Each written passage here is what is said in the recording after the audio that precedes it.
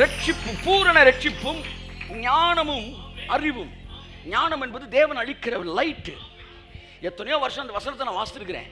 என்ன வசனம்? ரோமர் 8ஆம் அதிகாரம். 23 வருடங்களுக்கு மேலாக பிரசங்கம் பண்ணி இருக்கிறேன். ஆனால் அந்த லைட் எனக்கு வரல. ரோமர் 8ஆம் அதிகாரம் சொல்லப்பட்டபடி நியாயப்பிரமாணம் செய்யக்கூடாததை தேவனே செய்யும்படிக்கு தன் சொந்த குமாரனை பாவ மாம்சத்தின் சாயலாகவும் பாவத்தை போக்கும் பலியாகவும் தந்து பாவத்தை ஆக்கினிக்குள்ளாய் தீர்த்தார் என்பதை கேட்கும்போது தேவனே செய்து முடித்தார். நியாயப்பிரமாணத்தினால் செய்ய முடியாததை தேவனே செஞ்சிருக்கிறாரு. அப்ப நியாயப்பிரமாணத்தினால் நீதிமானாக்கப்படல, சிலுவையில் இயேசு முடித்ததால் நீதிமானாக்கப்பட்டோம் என்கிற ஒரு வெளிச்சம் வந்தது. அதுதான் ஞானம். அந்த ஒரு வசனம் வந்த உடனே அதுக்கு ஃப்ரேம் பண்றதுக்கு ஒரு 236 வசனங்கள் 6 நாட்களுக்குள்ள எனக்கு தேவன் கொடுத்தார். அதற்கு பெயர் அறிவு. ஒரு ஞானத்தை எஸ்டாப்ளிஷ் பண்றதுக்கு பேர் knowledge. wisdom is established by knowledge or wisdom produces knowledge. அப்ப பூரண ரட்சிப்பும் ஞானமும் அறிவும் உன் காலங்களின் உறுதியாயிருக்கும். கையை தட்டுங்களே நல்லாமே.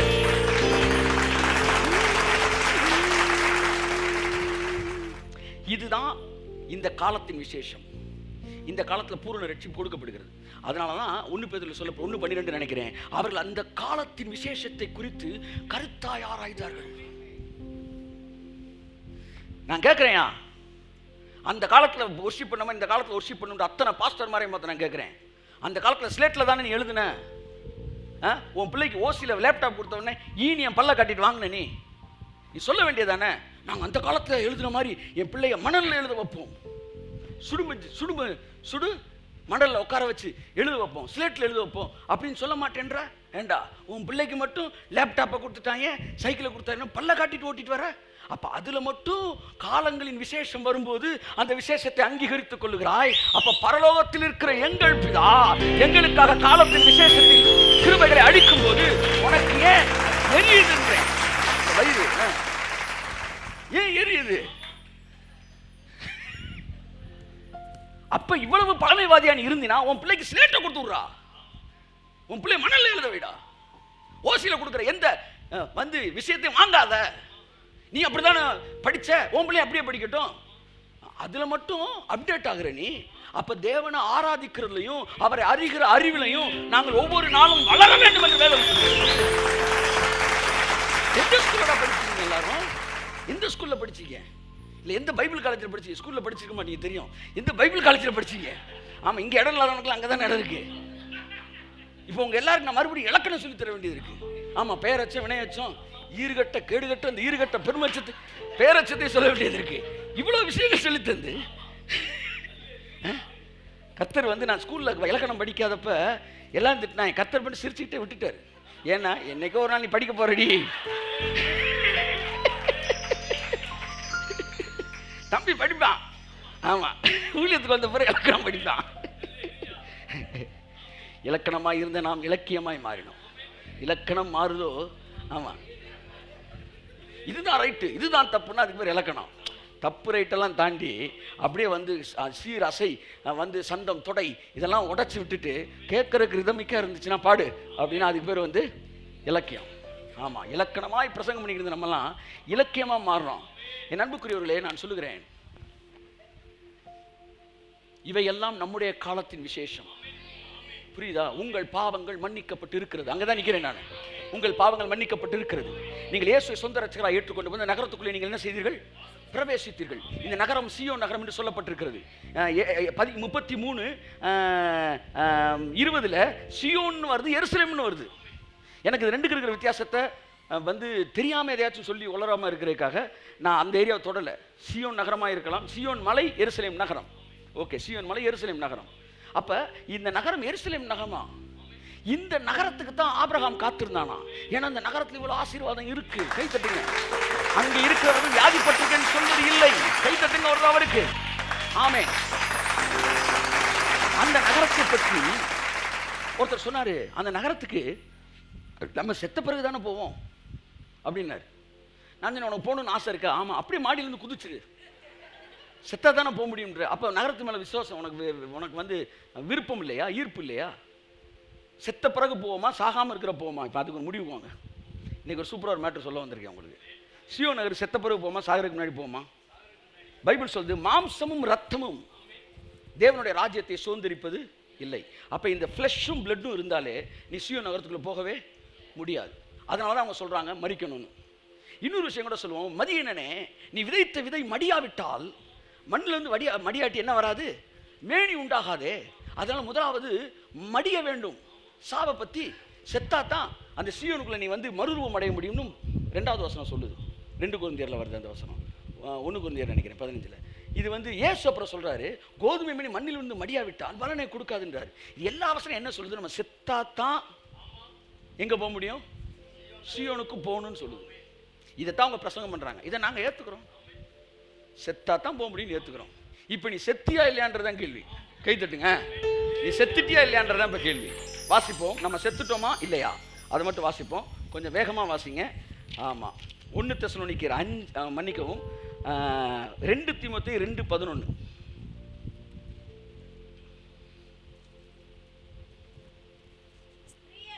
ஆ 2 தீமோத்தேயு 2:11. அப்போ எடுத்து வாசிங்க டக்குன்னு. இந்த வார்த்தை உண்மையுள்ளது என்னவெனில் நாம் அவரோடு கூட மரித்தோமானால் அவரோடு கூட பிழைத்தும் இருப்போம். அப்போ என்ன அர்த்தம்? ஞானஸ்தானத்திலே, கொலோசியரில் வருது அழகா, இதோட அழகான வசனம், ஞானஸ்தானத்திலே அவரோடு கூட அடக்கம் பண்ணிட்டோம். அடக்கம், நம்ம மரணத்தை பேசுகிறோம், அடக்கத்தை பேசிட்டான். இன்னொரு இடத்துல பவுல் சொல்றாரு, நான் கிறிஸ்துவுடனே கூட சிலுவையிலே அறையப்பட்டேன், ஆயினும் நான் பிழைத்திருக்கிறேன்.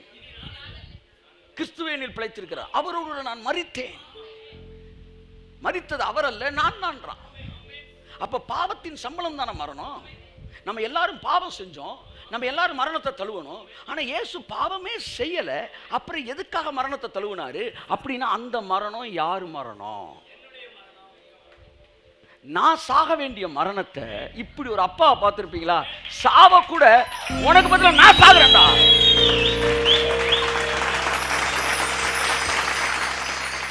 சாவ கூட எனக்கு பதிலாக அவர் செத்துருக்கிறார். 1 தெசலோனிக்கேயர் 5:10 இந்த டைமென்ஷன்ல வாசிங்க, அதோட அர்த்தம் புரியும். 1 தெசலோனிக்கேயர் 5:10.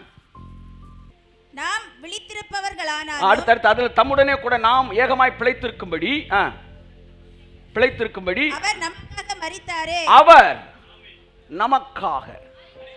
நமக்காக அப்படின்னா எனக்காக சாகல. அதுக்கு அர்த்தம் என்ன தெரியுமா? அவர் நமக்காக. இப்போ வந்து நான் புரிகிற மாதிரி சொல்கிறேன்.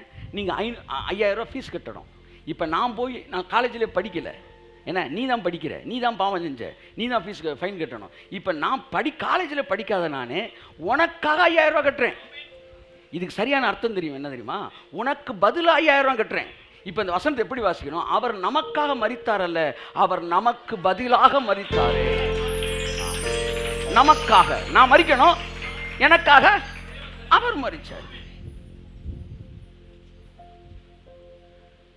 எனக்கு பதில் அவர் மரிச்சார். இன்ஸ்டெட் ஆஃப் மீயா அவர் மரித்தார். ரோமர் 6:11 சொல்லுது, பாவத்திற்கென்று வாசிங்க. ரோமர் 6:11. அப்படியே நீங்களும், வசனத்தை போட்டுருப்பா, அப்படியே நீங்களும் உங்களை பாவத்திற்கு மரித்தவர்களாகவும் நம்முடைய கர்த்தராகிய இயேசு கிறிஸ்துவுக்குள் தேவனுக்கென்று பிழைத்திருக்கிறவர்களாகவும் எண்ணிக்கொள்ளுங்கள். 6:11 அது வருது. 6:10 16 அதை ஒட்டி வாங்க. பாவத்திற்கென்று ஒரே தரம் மரித்தார். அவர் மரித்தது எத்தனை வசனம்? 10. அது சொல்லுங்க. 10. அவர் மரித்தது பாவத்திற்கென்று ஒரே தரம் மரித்தார். யார் பாவத்துக்கென்று? அப்ப நீங்க செத்துட்டீங்களா உயிரோட இருக்கீங்களா? சொல்லுங்க, செத்துட்டீங்களா உயிரோட இருக்கீங்களா?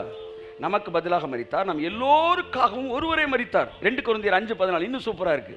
2 கொரிந்தியர் 5:14 வாசிங்க தம்பி. ஃப்ரண்ட் 80 இங்க 20. 2 கொரிந்தியர் 5:14. ஓகே. கிறிஸ்துவினுடைய அன்பு ஃப்ரண்ட் எங்களை நெருக்கி ஏவுகிறது. கிறிஸ்துவின் அன்பு எங்களை நெருக்கி ஏவுகிறது. ஏனென்றால் எல்லாருக்காகவும் ஒருவரே மரித்திருக்க. கை தட்டுங்க. உங்க எல்லாருக்கும் சேர்த்து அவர் செத்துட்டார். பக்கத்துல தட்டி சொல்லுங்க, எல்லாருக்கும் சேர்த்து அவர் செத்துட்டார். நாம் எல்லோருக்காகவும் அவர் மரித்துட்டார். இங்க பாருங்க, நல்லா கவனிங்க. 50,000 ஃபீஸ் கட்டணும். நாம் எல்லோருக்காகவும். இப்போ நான் வந்து 50,000 ஃபீஸ் கட்டணும். நான் ஃபீஸ் கட்டலை. பிரின்ஸிபால் கேட்குறாரு, பிரின்ஸிபாலில் இல்லை சொல்லி யாரோ ஒருத்தர் கேட்குறாரு, என்னப்பா ஃபீஸ் கட்டிட்டியா? கட்டலை சார். வெளியே போகிறேன்னு வெளியே அனுப்பிச்சுட்டாரு. வெளியே போனோடனே எங்கள் அப்பா என்ன செய்கிறாரு? என்னடான்னு கேட்டு 50,000 கட்டணும் வாடான்னு கூட்டு வந்து எங்கள் அப்பா வந்து 50,000 கட்டிட்டார். ஓகே, இப்போ திரும்ப அடுத்த நாள் பிரின்ஸ்பல் பார்க்குறாரு, நீ ஃபீஸ் கட்டிட்டியான்னு கேட்டார். என்ன சொல்லுவீங்க? எங்கள் அப்பா கட்டி விட்டார் அப்படி சொல்லுவியா? என்ன சொல்லுவீங்க? ஃபீஸ் கட்டிட்டேன். நீங்கள் கட்டவே இல்லையே, உங்கள் அப்பா தானே கட்டினாரு. அவர் கட்டினது எனக்கு பதிலாக கட்டினது தான். உங்களை பார்த்து கேட்குறாரு, நீ செத்துட்டியா? செத்துட்டேன். என்ன செத்துட்ட? ஆமாம், 2000 வருஷத்துக்கு முன்னாடி சிலுவையில் செத்தோம்ல, அதை மட்டும் அவர் செத்தாருன்ற, உனக்காக தானே செத்தாரு. அப்போ நீ செத்துட்டேன்னு சொல்லு. ஃபீஸ் அவர் அப்பா கட்டப்ப நான் கட்டிட்டேன்னு சொல்றீல, அப்பா செத்துட்டாரு நான் செத்துட்டேன்னு சொல்லியா? அப்ப நீங்க செத்துட்டீங்கன்னா சீயோனை நீங்க அடைய முடியும்னு சொன்னதை நான் அங்கீகரிச்சுக்கிறேன். செத்தாதான் நாங்கள் அடைய முடியும். நாங்கள் செத்துட்டோம். மாம்சம் ரத்தமும் வந்து பரலோக ராஜ்யத்தை சுதந்திரிப்பது இல்லைன்னு இருக்கு. இன்னைக்கு செத்துட்டேன்றீங்க, இன்னும் மாம்சம் கிரியெல்லாம் தெரியுது. இதை நான் கேட்டேன், ஆண்டவர் செத்துட்டோன்றீங்க, ஆனால் அங்கங்கே கோவம் வருது, மாம்ச கிரியெல்லாம் வெளியே வருது. கர்த்தர் சொன்னார், மாம்சம் அழிந்த பிறகு சாவியா, செத்த பிறகு அழியுமான்னு கேட்டார். ஒருத்தன் செத்துட்டான் சார், அவனை குழியில் போட்டு மூடிட்டீங்க, அடுத்த நாள் காலையில் திறந்து பார்க்குறீங்க, முழுசாக இருப்பான மாட்டானா? இருப்பான். என்ன செத்துட்டான்றீங்க? அப்படியே இருக்கான். மாம்சம் மெதுவாக தாண்டா அழியும், ஆனால் சாவு நடந்தா தாண்டா மாம்சம் அழியும்.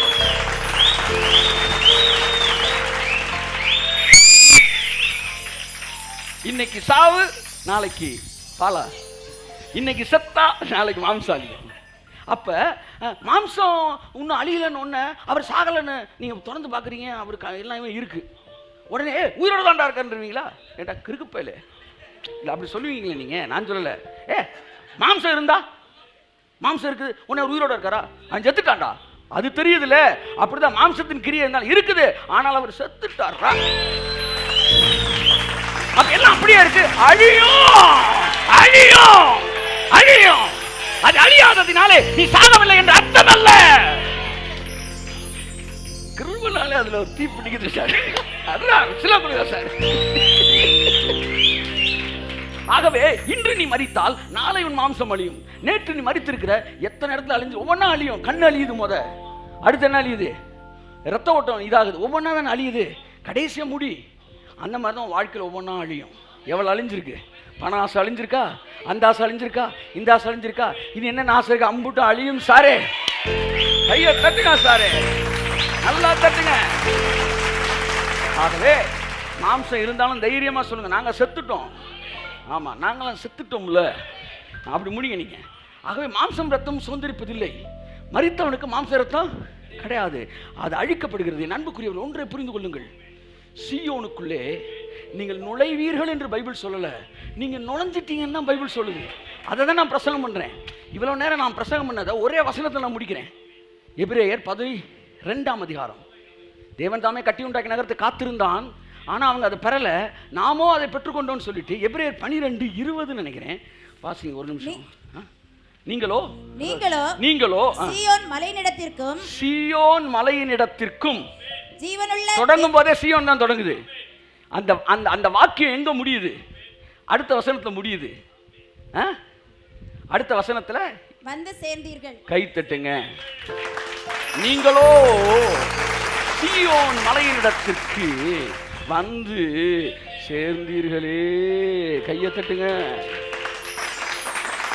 இடையில எங்கேயுமே ஃபுல் ஸ்டாப் இல்லை சார். ஆமாம், கம்மா தான் இருக்கு. அது தமிழை இறந்த உள்ள நோண்டி பார்க்காதீங்க. என் வாசிக்க விட்டுருவோம். வாசிங்க டக்குன்னு. நீங்களோ சீயோன் மலையினிடத்திற்கும் கமா ஜீவனுள்ள தேவனுடைய நகரமாகிய பரம எருசலேமினிடத்திற்கும். எருசலேமினிடத்திற்கும், மலை எருசலேம் ரெண்டுமே ஒன்று, அது ஒரே. இப்போ தமிழ்நாடு இந்தியா மாதிரி வச்சுக்கோங்களேன். மலையினிடத்திற்கும் 1000-10,000 தேவ தூதர்களிடத்திற்கும் பரலோகத்தில் பேரெழுதியிருக்கிற முதற் பேரானவர்களின் சர்வ சங்கமாகிய சபையினிடத்திற்கும், அந்த சர்வ சங்கமாகிய சபையினிடத்திற்கும், யாவருக்கும் நியாயாதிபதியாய் தேவனிடத்திற்கும் பூரணராக்கப்பட்ட நீதிமான்களுடைய ஆவிகளிடத்திற்கும், புது உடன்படிக்கையின் மத்தியஸ்தராகிய இயேசுவினிடத்திற்கும் ஆபேலினுடைய இரத்தம் பேசினதை பார்க்கிலும் நன்மையானவைகளை பேசுகிற தெளிக்கப்படுகிற இரத்தத்தினிடத்திற்கும், கை தட்டுங்க, இரத்தத்தினிடத்திற்கும் அடுத்து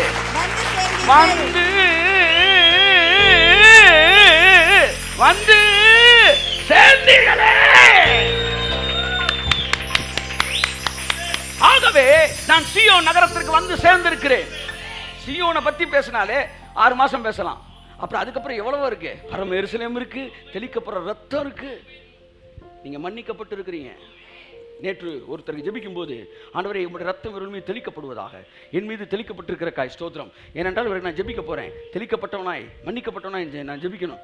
கர்த்தர் சொன்னார், தெளிக்கிறது உன் வேலையே கிடையாது, அது ஆசாரியன் வேலை. இப்போ நீ தெளித்து பரிசுத்தமாகலை, இனிமேல் ஜெபத்தில் பரிசுத்தமாக்குற வேலையை நீ என்ன செஞ்சுக்கிறாத, வச்சுக்கிறாத. ஏன்னா நீ ரத்தம் தெளிக்கப்படுற இடத்துக்கு தாண்டா நீ வந்திருக்க. பாய் கடையில் போய் கறி வாங்குறதுக்கு 15 நிமிஷம் நின்னீங்கன்னா கொஞ்ச நேரத்தில் உங்கள் சட்டை என்ன ஆக்கி அனுப்பிடுவார், வெட்டில் கறியை ரத்தமாக்கி அனுப்பிச்சி விட்ருவார். பெயிண்ட் அடிக்கிற இடத்துக்கு போனால் பெயிண்ட் ஆக்கி விட்ருவாங்க, மில்லுக்கு போனால் பஞ்சாக்கி விட்ருவாங்க. ஆமாம், இங்கெல்லாம் போனீங்கன்னா அது உங்களை தாக்காமல் விடாது. இப்போ ரத்தம் தெளிக்கிற இடத்துக்கு வந்திருக்கிறீங்க. அப்போ கர்த்தர் சொன்னார், ஜெபம் என்பது வண்டியை ஸ்டார்ட் பண்ணுறது கிடையாது, அதுதான் ரத்தம் தெளிக்கிறேன். ஏன் சொன்னேன், ஏமால ரத்தம் தெளிக்கிறேன், வண்டியில் தெளிக்கிறேன், குடும்பத்தில் தெளிக்கிறேன், வண்டியோட வந்து இந்த டயரில் தெளிக்கிறேன், 3 டயரில் தெளிச்சா 4வது டயரில் தெளிக்கல, அது வெடிச்சிருச்சு.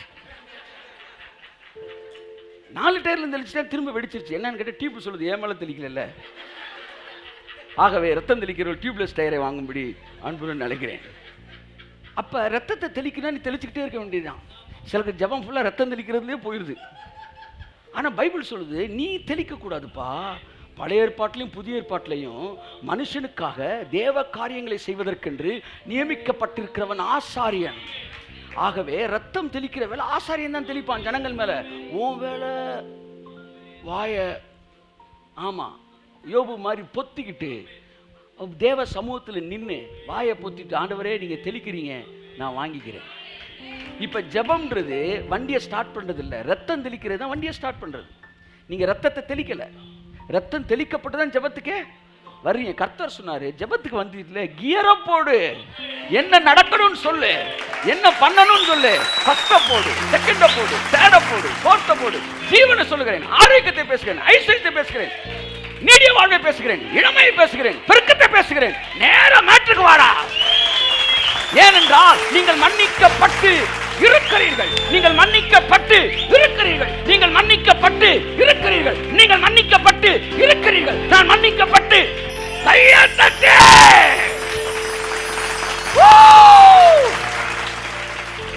நான் சாப்பிட்றப்ப மன்னிக்கப்பட்டிருக்கிறேன், நான் கை கழுவும் போது மன்னிக்கப்பட்டிருக்கிறேன், நான் தூங்கும் போது மன்னிக்கப்பட்டிருக்கிறேன், நான் எந்திரிக்கும் போது மன்னிக்கப்பட்டிருக்கிறேன். மன்னிக்கப்பட்டிருக்கிறபடியினால் மன்னிப்பு கேட்கிற ஒரு வேலை என்பது அங்கே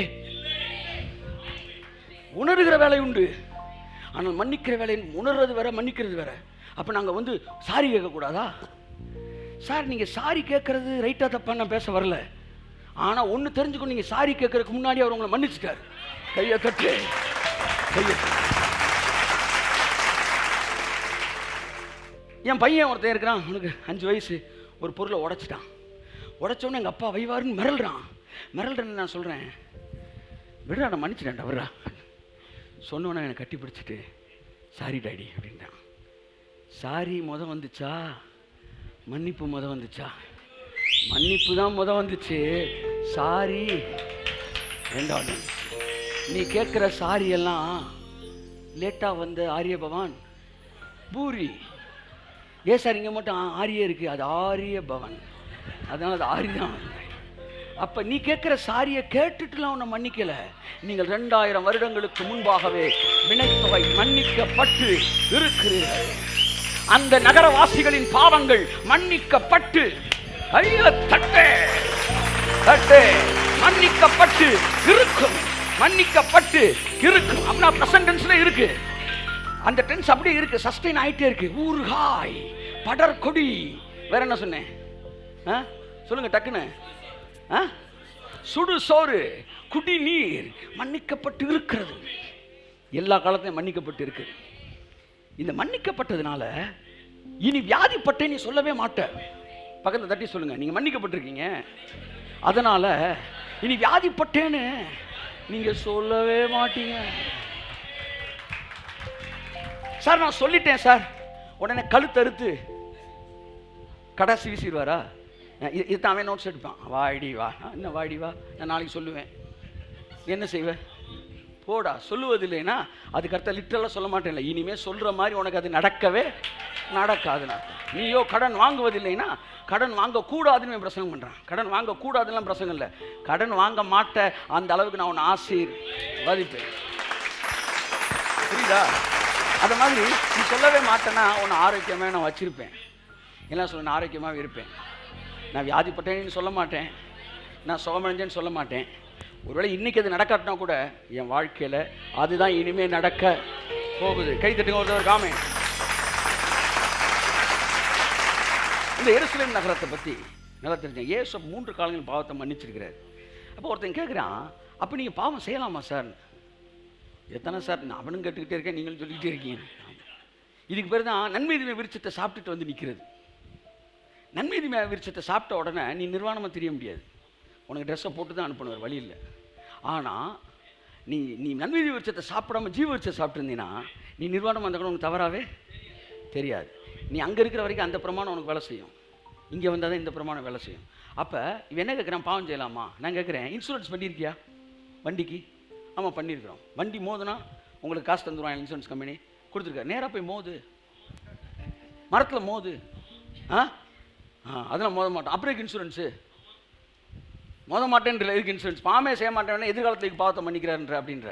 சரி, பாவத்தை மன்னிச்சிருக்காருன்னா பாவம் செய்வியான்ற. நான் கேட்குறேன், இன்சூரன்ஸ் பண்ணியிருக்கேன்னு வண்டி மரத்தில் மோதுவியா? மோதுற இல்லை ஒன்று கொண்டே முடியும். நான் இல்லை சார், எதுக்குன்னா ஒருவேளை தவறி மோதி, அதைத்தான் நாங்கள் சொல்கிறோம். ஒருவேளை தவறி மோதினாலும் இன்சூரன்ஸ் இருக்கு அப்படின்னு நீ சொல்றீல, அப்படித்தான். ஒருவேளை நீ தவறினாலும் உனக்கான மன்னிப்பு ஏற்கனவே கொடுக்கப்பட்டு. புரிஞ்சுக்க, நல்ல மனநிலையோட வா, பைபிளை வாசி, நல்லா குளிச்சுட்டு சுத்தபத்தமா வா. ஆவி மனுஷனை இங்க வந்து எங்களை போட்டு கொல்லாத. ஒரே கேள்வி 1.5 வருஷமா கேட்டு எங்களை கழுத்து இருக்காத. நீ உனக்கு பதில் சொல்லி போனப்போ இன்னொருத்தன் வரான், அப்போ பாவம் செய்யலாமா? எங்கிட்ட இருந்துடா வரீங்க? புப்பீசல் மாதிரி வரிசையை நிற்கிறாங்க போல. நீ கேளு, அடுத்து நான் வரேன். என் அன்புக்குரியவர்களே, இன்சூரன்ஸ் இருக்குன்றக்காக நீங்க என்ன செய்யறது இல்லை, வண்டியை மோதல. கீழானில் இருக்கிறனால நீங்க மஞ்ச காமலையை வான்னு கூப்பிட்டுக்கிறது இல்லை. மருந்து இருக்கிறனால வியாதி வேணும்னு யாரும் சொல்றது இல்லை. அப்படித்தான் மன்னிப்பு இருக்கிறதுனால எவனும் பாவம் செய்யறது இல்லை. அது புரிஞ்சுக்காங்க. அவன் தண்டனையே இருக்குனாலும் பாவம் செய்கிறவன் பாவம் செய்யத்தான் செய்வான். இப்போ வந்து நியாயப்பிரமாணத்தில் இருந்தியே நீ பாவம் செய்யாமல் இருந்த, அம்புட்டு அக்கிரமத்தை ஐக்கியத்தனத்தையும் பண்ணித்தான் இருந்த, அதுலேயும் நீ மாறவே இல்லையடப்பா. அப்போ தவறு செய்கிறவன் கிருபையிலே உனக்கு வந்து விடுதலை இருக்குன்றக்காகவும் தவறு செய்கிறதில்லை, நியாயப்பிரமாணத்தில் தண்டனை இருக்குன்றக்காக தவறு செய்யாமலும் இருக்கிறது இல்லை. இதுவோ என்னை பாவம் செய்ய தூண்டுவதில்லை. ஃபினாயில ஃப்ரீயாக கொடுக்குறேன், குடிக்க மாட்டில, ஃப்ரீன்ற காண்டி குடிப்போமா? அதை செய்ய மாட்டில. அப்படித்தான் பாவம் மன்னிக்கப்பட்டிருக்கனால நீ பாவம் செய்ய மாட்ட. இதுக்கு நீ புது சிருஷ்டி ஆனா தான் எனக்கு அர்த்தமே தெரியும். நீ நன்மை தீமையை சாப்பிட்டுட்டு நீ நேராக கையை நீட்டினா தேவன் வந்து என்ன செஞ்சுட்டாரு? எங்கள் ஸ்டீன் ஜாகிரபி வாத்தியார் ஒருத்தர் இருக்கார், மயண்டி. அவர் என்ன செய்வார்? கையை இப்படி நீட்டினார், இப்படி தான் போடுவார். ஸ்கேலை வச்சு லொட் அப்படின்னு அந்த மாதிரி நிஜ விருட்சத்தை நீட்டினா லொட்டுன்னு போட்டுருவார். அப்படி ஸ்கேலை இப்படி தூக்கிட்டே இருப்பார். நீட்டுறான், நாங்கள் இப்படி நீட்டினா அடிச்சிருவார்னு பயந்துட்டு இப்படி நீட்டுவோம். அவர் அப்படியே தொங்க போட்டார், லட்டுன்னு இப்படி போட்டுருவார். நான் தான் இப்படி காட்டுனேன்ல, எங்கெங்கேயோ கற்றுக்கிட்டு வந்து அந்த காலத்தில் கற்றுக்கேன். அந்த மாதிரி ஜீவ விருட்சத்தை நீட்டினா லொட்டுன்னு போட்டுருவார். ஏன்னா நீ நன்மை தீமை அறிவோட இங்கே வராத. இந்த அறிவோட வந்தால் நீ கிருபையை உன் பேரன் பிறந்தா கூட நீ கற்றுக்க மாட்டடா. நீ என்னைக்கு வந்து நன்மை தீமை அறியத்தக்க விருட்சத்தை, அந்த ஜீவ விருட்சத்தை புசிக்கிறதுக்கு நன்மை தீமை அறியத்தக்க விருட்சத்தை வந்து நீ என்னைக்கு அதை வந்து அழிக்கிறியோ அன்னைக்கு தான் ஜீவ விருட்சம் தான். அன்புக்குரியவர்களே, கிருபை என்பது மாம்ச பார்வையோடு புரிந்து கொள்ளக்கூடிய விஷயம் கிடையாது. ஏனென்றால் இந்த உபதேசத்துக்கு பெயர் இடரலின் உபதேசம். இந்த உபதேசத்துக்கு பேர் என்ன? ஆமாம், நிறையா பேரை என்ன செய்யுமா இந்த உபதேசம்? இடர வைக்கும். அதை இயேசு பிறந்த உடனே சிமியோன் சொல்கிறான், அநேகர் இடறுவதற்கு இவர் காரணமாக இருப்பார். நான் பிறந்தப்போ கூட அப்படி தான் சொல்லியிருப்பாங்க பரலோகத்தில், அநேகர் இடறுவதற்கும் அநேகர் எழுந்து நிற்பதற்கும் இவர் காரணமாய் அமைவார். கையை தட்டுங்க அவருக்கு. ஆமே. அது எப்படி சார் கிருபைப்பட்ட உபதேசம்? ஒருத்தனுக்கு பைத்தியமா இருக்கு, ஒருத்தனுக்கு எப்படி ஒரே சத்தியம் 2 பேருக்கு 2 மாதிரி இருக்கு?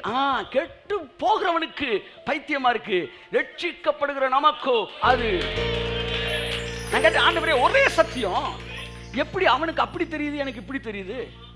கர்த்தர் ஒரு 6ஆம் நம்பரை காமிச்சு சொல்றாரு. நான் இங்க இருந்து 6ன்றேன், ஒருத்தன் அங்கிட்டு நின்று இல்ல 9ன்றான். சரி நீ 9,000 விடியா, நீ 9,000 சொல்கிற விடியா அப்படின்னு விட்டு அனுப்பிட வேண்டிய. என்னன்னா நல்லா கவனிங்க, ஒரே சத்தியம் எப்படி அவனுக்கு இடம்லாம் நம்மளுக்கு ஆசீர்வாதமாக இருக்குன்னா அதுதான். அங்கே தான் நிற்கிறான் சந்திரன், அங்கே தான் கர்த்தர் இருக்கிறார். ஒரே மேகம் அக்கினி தணலாக செங்கடலில் வரும்போது இஸ்ரவேலருக்கு வெளிச்சமாகவும் எகிப்தியருக்கு காரிருளாகவும் இருந்துச்சான். ஒரு லைட்டை பற்ற வச்சு ஒருத்தனுக்கு இருட்டா ஒருத்தனுக்கு வெளிச்சமாக காட்ட முடியுமா? என் தலைவனால் காட்ட முடியும்.